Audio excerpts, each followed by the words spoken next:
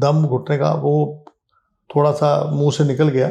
जी जी दम घुटने की बात ये थी कि जो हमारे प्रभारी जी हैं जी उनकी उनकी कार्यप्रणाली से मैं सहमत नहीं था। पार्टी टिकट देगी, जी जी चुनाव लड़ेंगे। मैं तो कहता हूँ कि बल्कि अगर इनेलो से भी अगर हम उनको एक सीट दे दें जी जी और वो अगर हमारी मदद कर देते हैं। कुछ- मेरे बारे में भी कोई कह रहे थे कि जी आप खट्टर साहब से मिलाए। जी जी जी मुझे एक प्रेस वाले ने कहा अभी मिल के आओ आप। मैंने कहा मुझे तो मिले 4 साल हो गए। जी कि अगर मैंने चुनाव लड़ना नहीं होता जी जी तो मैं अपना सर्वे नहीं कराता यहाँ पर गुड़गांव और बादशाहपुर में और 400 गांव का दौरा नहीं करता मैं। ऐसे लोगों ने एप्लीकेशन दी जो कभी चुनाव नहीं लड़े हों, जो कभी काउंसिल का चुनाव नहीं जीते हों, या अगर असेंबली का चुनाव लड़े हों तो जमानत जब्त हो गई हो। नहीं, मैंने जो है सिर्फ 5 नाम भेजे थे जी जी अपने अलावा, जी जी और चिरंजीव हम दोनों का नाम तो आना ही था। जी इसका जवाब तो बाबरिया जी से और सीआरपी लीडर भूपेंद्र हुड्डा और उदय मांझी से पूछिए ना। और मुझे ज़्यादा चिंता थी गुड़गांव और बादशाहपुर की। उसमें हम कोशिश कर रहे हैं कि हमें बूथ लेवल तक लोग मिले। जी भारतीय जनता पार्टी से मुकाबला है, जी जी ना तो राव इंद्रजीत से, ना यहाँ वोट मिलती है मोदी जी के नाम से। मैं कह रहा हूँ कि राहुल जी के नाम से वोट यूँ है कि आज जिस तरीके से उन्होंने युवाओं की बात कर रहे हैं, जी जी रोजगार की बात कर रहे हैं, किसानों के मिनिमम सपोर्ट प्राइस की बात कर रहे हैं, और महिला सुरक्षा की बात कर रहे हैं, संवैधानिक संस्थाओं को बचाने की बात कर रहे हैं, और प्राइवेटाइजेशन के जो खिलाफ जो उन्होंने जंग उठाई है उसका प्रभाव आम जनता पे पड़ रहा है।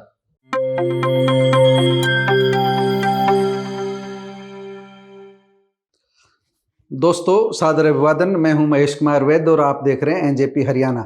आज हमारे साथ मौजूद है कांग्रेस के senior leader captain Ajay Singh Yadav, OBC department के राष्ट्रीय चेयरमैन हैं, और इन दिनों हम इनसे आज बात करने आए हैं कांग्रेस से इनकी नाराजगी को लेकर के और गुड़गांव से चुनाव लड़ने को लेकर के।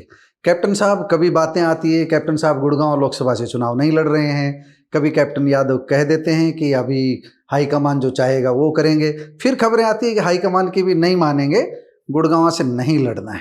आप हमारे दर्शकों को बता ही दीजिए ना, क्या करेंगे आप? चुनाव लड़ेंगे नहीं लड़ेंगे? कि अगर मैंने चुनाव लड़ना नहीं होता जी जी तो मैं अपना सर्वे नहीं कराता यहाँ पर गुड़गांव और बादशाहपुर में, और 400 गांव का दौरा नहीं करता मैं। अच्छा, आपने सर्वे कराया है? हाँ, इसके अलावा जो है मुझे कोई शौक थोड़ी नहीं था कि भी मैंने सिर्फ पार्टी की मजबूती के लिए किया था।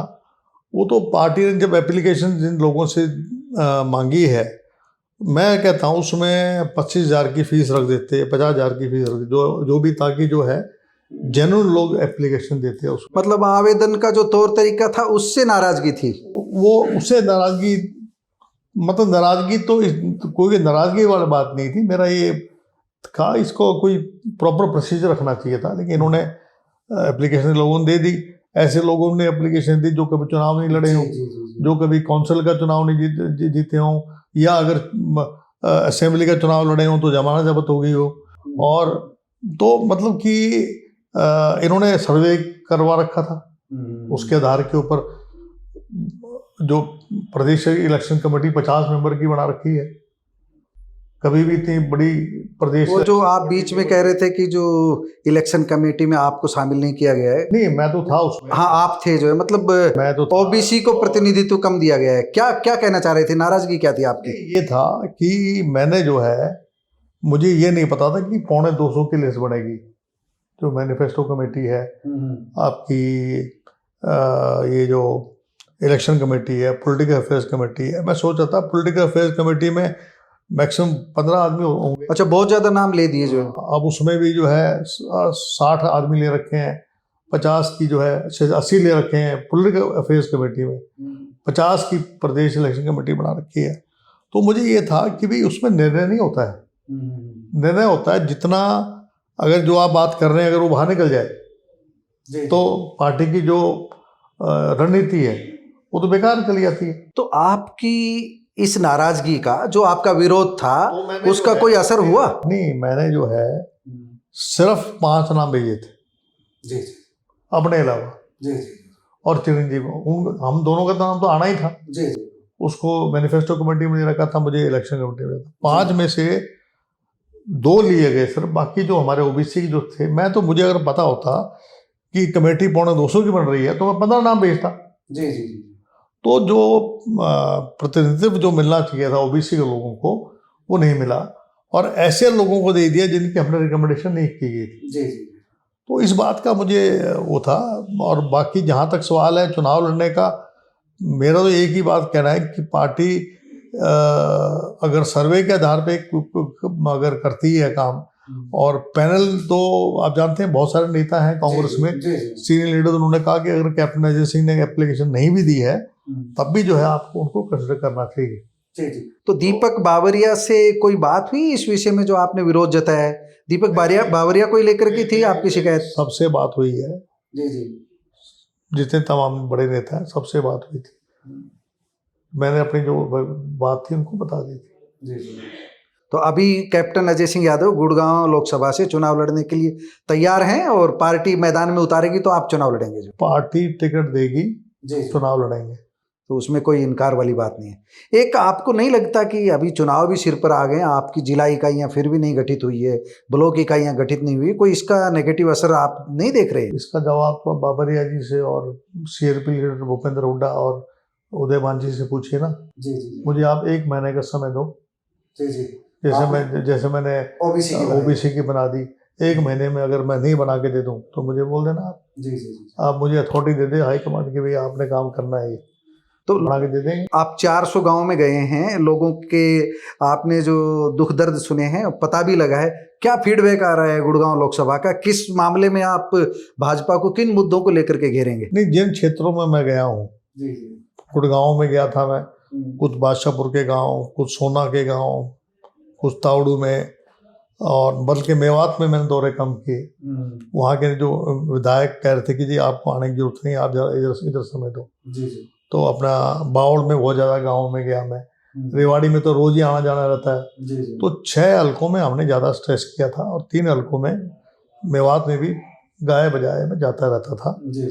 तो मुझे ऐसा महसूस हो रहा था कि इस बार हम फाइट में अच्छी फाइट देंगे, और मुझे ज़्यादा चिंता थी गुड़गांव और बादशाहपुर की। उसमें हम कोशिश कर रहे हैं कि हमें बूथ लेवल तक लोग मिलें और इम्पोर्टेंट लोग मिलें, और जिसके बारे में कोई एक पार्टी सर्वे कर रही है, और वो रिपोर्ट भी हमारे पास जो है कुछ आ चुकी है, कुछ और आ जाएगी। तो मैं उम्मीद कर रहा हूँ कि इस बार हम लोग जो हैं अगर इन 2 क्षेत्रों पे, और अब आप पार्टी भी का क्योंकि हमें सपोर्ट मिल गया है, तो उससे हमें और फायदा मिलेगा। कैप्टन अजय सिंह यादव तो पुराने लीडर हैं, बहुत अनुभवी है, उनकी आंखें सब कुछ समझ लेती है, देख लेती है, मन सोच लेता है।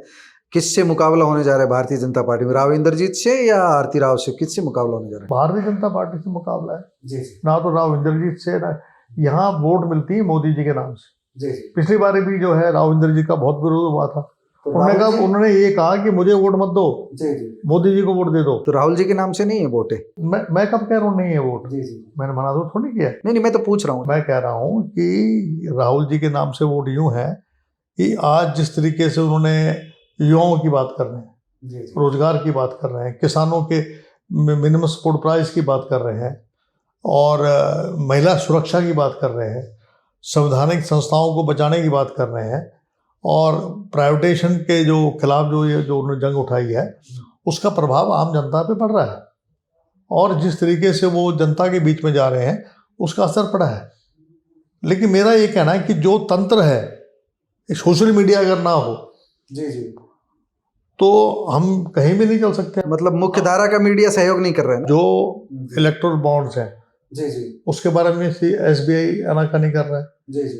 जो आपका इलेक्शन कमीशन है, वो उनके डायरेक्शन पर राहुल जी को तो एक वो थमा देते हैं एक नोटिस, लेकिन मोदी जी कितना कुछ बोलते हैं, कितना कुछ उन्होंने सोनिया जी के बारे में कहा था, कितना कुछ जो है खड़गे जी के बारे में कहते हैं, कितना राहुल जी के बारे में कहते हैं, उनको नोटिस नहीं दिया। आपका ह्यूमन राइट कमीशन है, आपका जो वुमेन कमीशन है, ये जितनी अत्याचार महिलाओं पे हो रहे हैं, 2 महिलाएं कानपुर में जो लटका दी, उसके ऊपर नोटिस इलेक्शन कमीशन नहीं देगा? क्या आप वहाँ की सरकार कर रही है? देखिए, ऐसा है कि फाइट जो है धन बल का दुरुपयोग किया जा रहा है, ED CBI इनकम टैक्स का दुरुपयोग किया जा रहा है, और उसके विपरीत परिस्थितियों में कांग्रेस काम कर रही है। तो मेरा ये मानना है कि आज कांग्रेस के नेताओं को मैं एक ही बात कहना चाहता हूँ कि अगर आप मिलके चलोगे तो आपकी सीटें खूब आएंगी।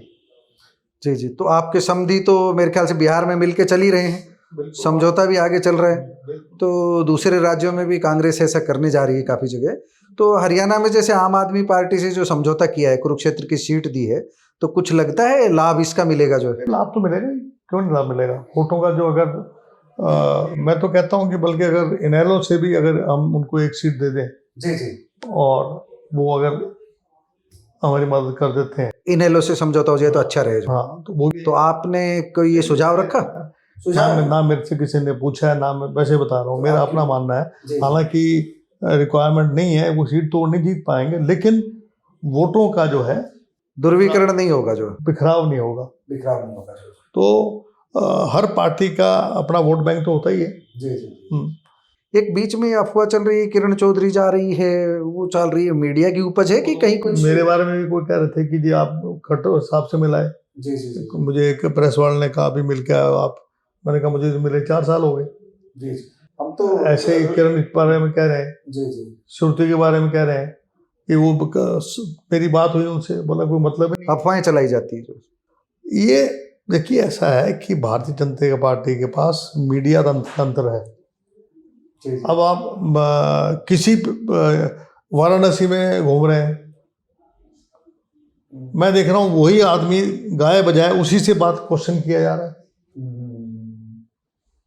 ऐसा ही आपका आज तक पे ऐसा एनडीटीवी भी था, बचा था, वो भी रह गया।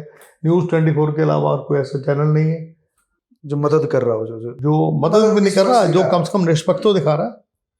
यहाँ तो कोई निष्पक्षता नाम की कोई चीज़ नहीं है। ब्रेन वॉशिंग चल रहा है धर्म और जाति के नाम से, भावनाओं से। ना आप ये चाहते हैं लोग कॉलेज बने, ना लोग चाहते हैं कि अस्पताल बने।